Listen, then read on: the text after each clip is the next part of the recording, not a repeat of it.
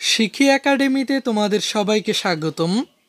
এই ভিডিওতে এখন আমরা ষষ্ঠ শ্রেণীর বাংলা বইয়ের অর্থ বুঝে বাক্য লিখি অধ্যায়টি থেকে 37 এবং 38 পৃষ্ঠার ছক দুটির সমাধান দেখব। এখানে আমাদের প্রথম কাজটি হলো পাঠ থেকে আবেগ শব্দ খুঁজে বের করা।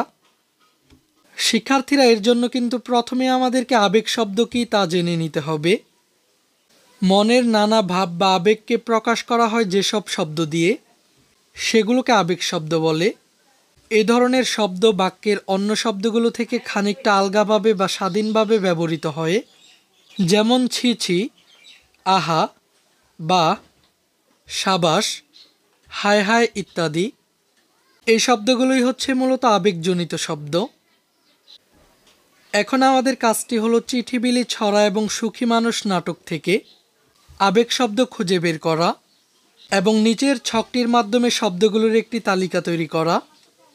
আমাদেরকে ছকটির এই অংশে লিখতে হবে চিঠিবিলি, ছড়া থেকে প্রাপ্ত আবেগ শব্দগুলো, আর এই অংশে লিখতে হবে সুখী মানুষ নাটক থেকে প্রাপ্ত আবেগ শব্দগুলো। তো শিক্ষার্থীরা, চলো আমরা চিঠিবিলি, ছড়া এবং সুখী মানুষ নাটক থেকে প্রাপ্ত আবেগ শব্দগুলো দেখে নিই। প্রথমে আমরা দেখে নিই চিঠিবিলি, ছড়া থেকে প্রাপ্ত আবেগ শব্দগুলো। আমরা চিঠিবিলি, ছড়া থেকে একটি মাত্র আবেগ শব্দ পাই, এটি হলো দারুণ।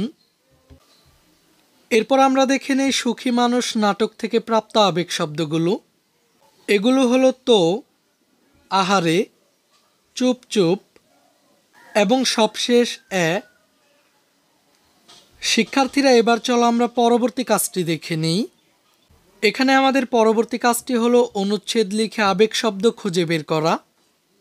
কোনো একটি বিষয় নিয়ে 100 শব্দের মধ্যে একটি অনুচ্ছেদ লেখো।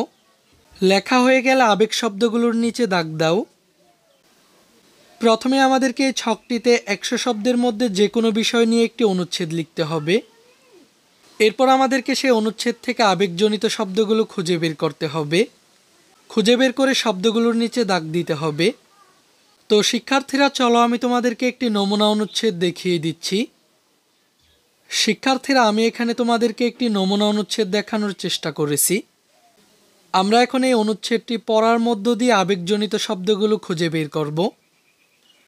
আর্জেন্টিনা ক্রোয়েশিয়াকে 90 মিনিটে 3-0 গোলে হারিয়ে খেলা যখন শেষ করলো, আমি বললাম বাহ, চমৎকার খেলা হয়েছে। এখানে বাহ শব্দটি আবেগজনিত শব্দ।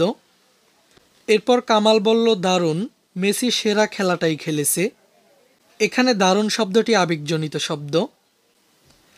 এরপর নুসরাত বলল আহা, ক্রোয়েশিয়ার জন্য দুঃখ হচ্ছে।